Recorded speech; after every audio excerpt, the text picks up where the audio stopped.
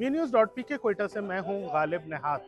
मदारिस के खिलाफ बलूचिस्तान में कार्रवाइयां और रजिस्ट्रेशन के मामले पर हुकूमत और जमीयत उलमा इस्लाम फे के दरमियान डेडलॉक ताहाल बरकरार है। ताहम आज कोयटा समेत बलूचिस्तान भर में जमीयत उलमा इस्लाम फे की कॉल पर शटर डाउन हड़ताल की कॉल दी गई थी, जिसके बायस कोयटा और बलूचिस्तान के जो बेशतर अजला हैं वहाँ पर कारोबारी मराकज़ मुकम्मल तौर पर बंद हैं।